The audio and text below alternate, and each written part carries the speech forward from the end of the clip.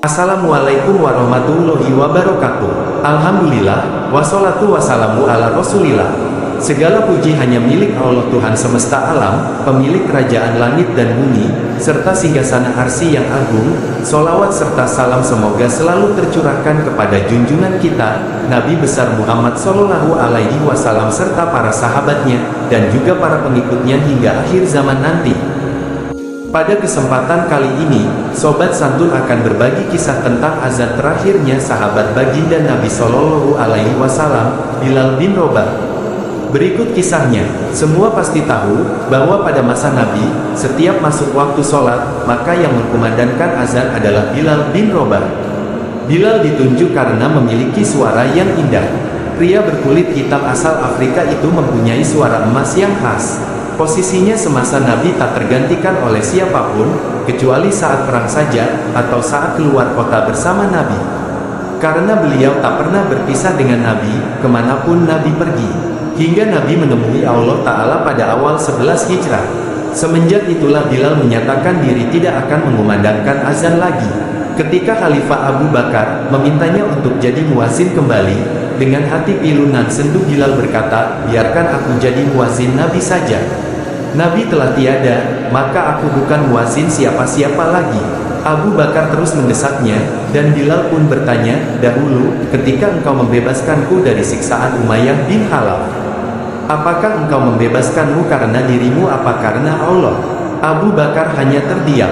Jika engkau membebaskanku karena dirimu, maka aku bersedia jadi muazinmu. Tetapi jika engkau dulu membebaskanku karena Allah, maka biarkan aku dengan keputusanku. Dan Abu Bakar pun tak bisa lagi mendesak Bilal untuk kembali mengumandangkan azan.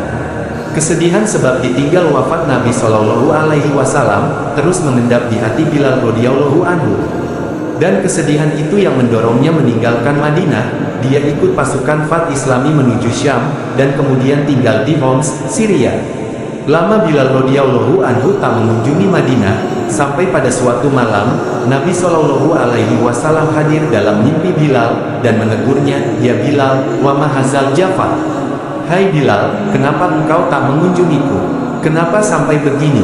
Bilal pun bangun terperanjat, segera dia mempersiapkan perjalanan ke Madinah, untuk ziarah pada Nabi Shallallahu Alaihi Wasallam. Sekian tahun sudah dia meninggalkan Nabi. Setibanya di Madinah, Bilal berseduh dan melepas rasa rindunya pada Nabi Shallallahu Alaihi Wasallam, pada sang kekasih. Saat itu, dua pemuda yang telah beranjak dewasa mendekatinya. Keduanya adalah cucu Nabi Shallallahu Alaihi Wasallam, Hasan dan Husain radhiyallahu anhu. Sembari mata sembab oleh tangis, Bilal yang kian beranjak tua memeluk kedua cucu Nabi Shallallahu Alaihi Wasallam itu. Salah satu dari keduanya berkata kepada Bilal radhiyallahu anhu, Paman, maukah engkau sekali saja mengumandangkan azan buat kami? Kami ingin mengenang kakek kami. Ketika itu, Umar bin Khattab yang telah jadi khalifah juga sedang melihat pemandangan mengharukan itu, dan beliau juga memohon Bilal untuk mengumandangkan azan, meski sekali saja. Bilal pun memenuhi permintaan itu. Saat waktu salat tiba, dia naik pada tempat dahulu biasa dia azan pada masa Nabi Shallallahu Alaihi Wasallam masih hidup. Mulailah dia mengumandangkan azan. Saat lafaz Allahu Akbar dikumandangkan olehnya, mendadak seluruh Madinah senyap, segala aktivitas terhenti, semua terkejut. Suara yang telah bertahun-tahun hilang, suara yang mengingatkan pada sosok nan agung, suara yang begitu dirindukan, itu telah kembali. Ketika Bilal meneriakkan kata Asyhadu alla ilaha illallah, seluruh isi kota Madinah berlarian ke arah suara itu sembari berteriak. Bahkan para gadis dalam pingitan mereka pun keluar. Dan saat Bilal mengumandangkan Asyhadu anna Muhammadar Rasulullah, Madinah pecah oleh tangisan dan ratapan yang sangat memilukan. Semua menangis, teringat masa-masa indah bersama Nabi Shallallahu Alaihi Wasallam. Umar bin Khattab yang paling keras tangisnya. Bahkan Bilal sendiri pun tak sanggup meneruskan azannya, lidahnya tercekat oleh air mata yang berderai. Hari itu, Madinah mengenang masa saat masih ada Nabi Shallallahu Alaihi Wasallam. Tak ada pribadi agung yang begitu dicintai seperti Nabi Shallallahu Alaihi Wasallam. Dan azan itu, azan yang tak bisa dirampungkan itu, adalah azan pertama sekaligus azan terakhirnya Bilal radhiyallahu anhu, semenjak Nabi Shallallahu Alaihi Wasallam wafat.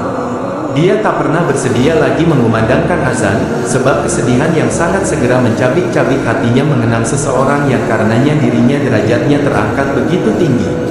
Semoga kita dapat merasakan nikmatnya rindu dan cinta seperti yang Allah karuniakan kepada sahabat Bilal bin Rabah radhiyallahu anhu. Amin. Demikian kisah kali ini yang dapat Sobat Santun bagikan, semoga bisa menjadi hikmah bagi kita semua, khususnya bagi saya pribadi dan umumnya buat teman-teman semua. Semoga kita bertemu dan dipersatukan bersama junjungan kita, Baginda Nabi besar Muhammad Sallallahu Alaihi Wasallam beserta para sahabatnya di surganya Allah kelak. Amin amin amin ya robbal alamin. Wassalamualaikum warahmatullahi wabarakatuh.